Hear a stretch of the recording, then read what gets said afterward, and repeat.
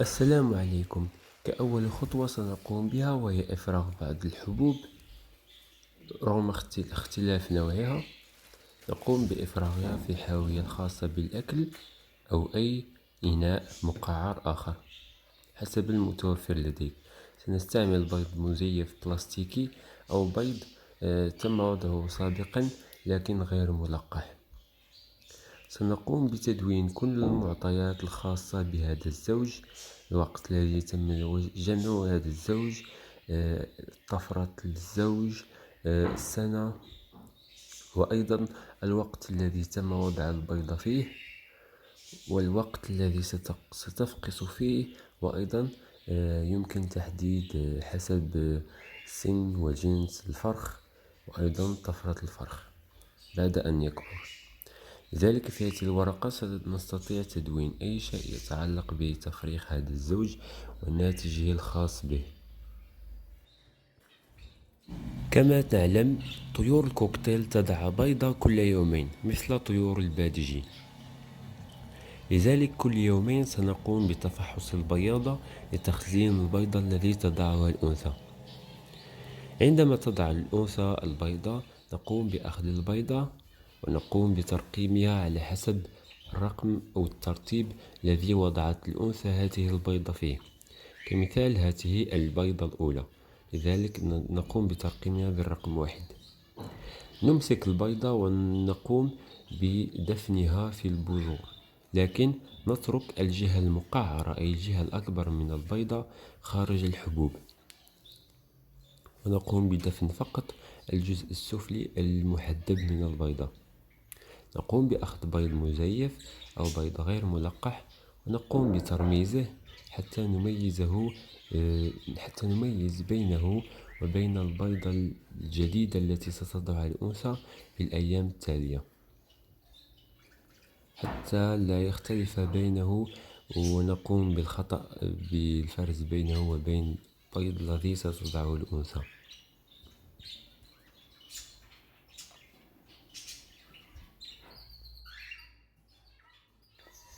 نقوم بتكرار هذه العملية مع كل البيض الذي ستضعه الأنثى في الأيام الموالية، أي مع البيضة الثانية والثالثة حتى الرابعة.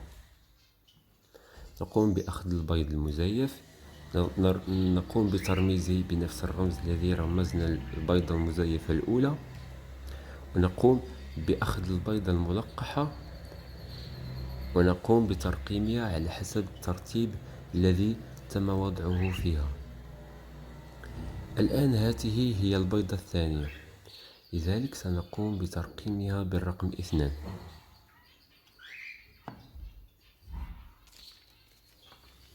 ولا تنسوا القيام بتدوين اليوم الذي تم وضع البيضة فيه.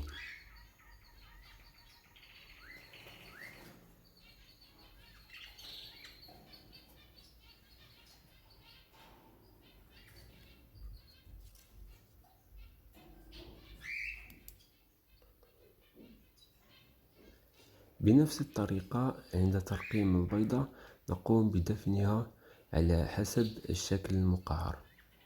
كما تشاهدون البيضة الأولى نقوم بدفن فقط الجزء السفلي المحدد من البيضة، وذلك ما سنقوم به أيضا مع البيضة الثانية لكن بعد القيام بترقيمها.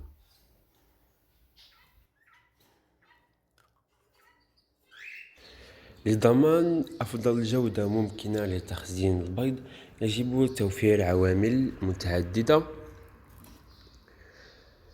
فللحصول على الحد الأقصى من الفقس الناجح يجب حضانة البيض بعد 2 ساعات في حدود 3 ساعات بعد القيام بوضعه. ومع ذلك قد يظل البيض صالحا لمدة 10 أيام حتى ل 12 يوم في ظل الظروف المثلى والشروط التي يتم احترامها بشكل تام. قد تؤدي درجات الحرارة المحيطة في الغرفة إلى بدء الحضانة المبكرة. ماذا يعني هذا؟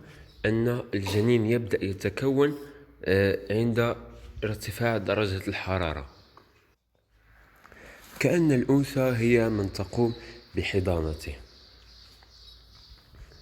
مما يقلل من فرصة النمو للأجنة بشكل طبيعي. كما تشاهدون هنا فقد وضعت الأنثى 4 بيضات وقمنا بتخزينها. الأمر الأساسي والضروري وهو معرفة اليوم الذي يجب أن نعيد فيه البيض المخزن. كما نعلم الأنثى تضع أول بيضة، يوم لا تضع فيه البيض، واليوم الثاني تضع بيض، اليوم الثالث لا تضع، واليوم الرابع تضع، وهكذا، يعني كل يومين تضع بيضة جديدة. لذلك سنقوم بحساب اليوم الأول، الثاني، الثالث، الرابع، الخامس، السادس، السابع، الثامن، التاسع.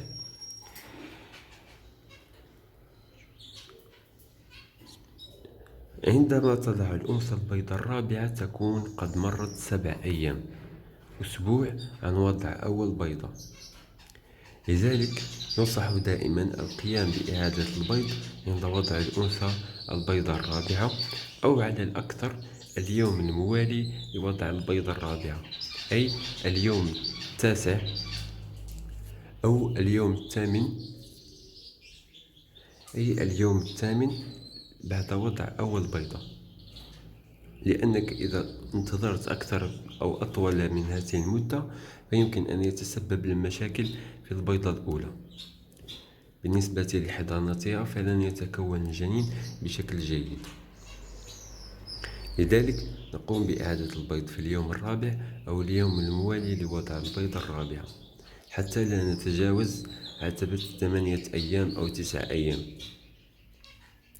وأيضا ذلك يتغير على حسب عامل حرارة الجو، أي حرارة الغرفة. فإذا كانت حرارة الغرفة مرتفعة فيجب القيام بتبريد البيض قليلا، بحيث تكون درجة الحرارة ما بين 18 و 23 درجة مئوية. لذلك الآن سنقوم بإعادة البيض الحقيقي. تتراوح درجة حرارة التخزين المثالية بين 10 درجة مئوية و 20 درجة مئوية.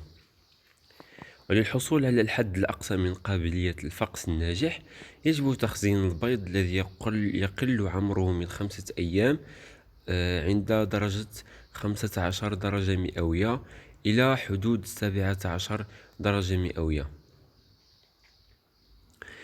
وأيضا يجب تخزين البيض الذي لن يتم احتضانه بعد 5 أيام أو أكثر بعد الفقس في درجة حرارة 10 درجة مئوية، ما يعني أنه إذا كنت ستقوم بتخزين البيض أكثر من أسبوع يجب أن تقوم بتخزينه في درجة تتراوح ما بين 10 إلى 15 درجة مئوية لضمان الفقس الناجح.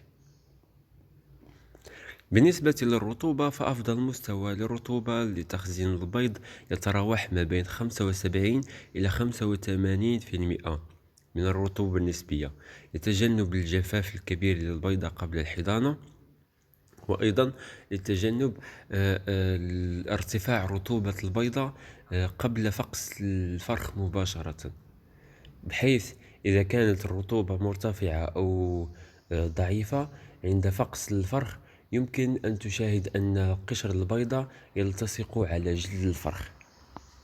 يفضل عدم الاحتفاظ بالبيض لمدة تزيد عن 7 أيام، فذلك يمكن أن يقلل من فرصة نجاح الفقس. لذلك ما نقوم به هو تخزين 4 البيضات الأولى فقط، وعندما يصل اليوم الخامس نقوم بإعادة البيض. لذلك يأتي الآن دور تدوين معطيات التفريخ. فعند تسجيل اليوم الذي يتم وضع البيض فيه نقوم بحساب 4 بيضات، وفي اليوم الموالي لوضع البيضة الرابعة نعيد كل البيض. فعند القيام بحساب الأمر ستجدون أن البيضة الأولى هي اليوم الأول، البيضة الثانية هي اليوم الثالث، والبيضة الثالثة هي اليوم الخامس، أما البيضة الرابعة فهو اليوم السابع. لذلك بعض المربون يقومون بإعادة البيض عند وضع البيضة الرابعة، أي بعد 7 أيام من وضع البيضة الأولى، أو ينتظرون حتى اليوم الموالي لوضع البيضة الرابعة حتى يكون هناك فارق يوم فقط بين الأربع البيضات الأولى والبيضة الخامسة. بالنسبة للبيض فلا يجب تقليبه عند التخزين،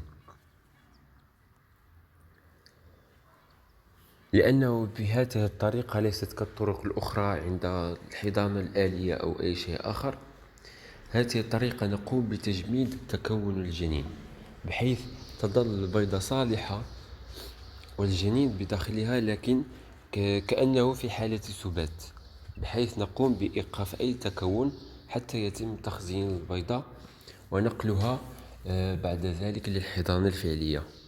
وهذا كل ما كان بخصوص طريقة تخزين البيض، وهي طريقة ناجحة، لكن يجب فقط احترام الشروط والمعايير التي تم ذكرها في المقطع. ويمكنكم أيضا القيام بتفحص البيض بعد مرور 7 أيام من إعادته للأنثى وبدئها لحضانته.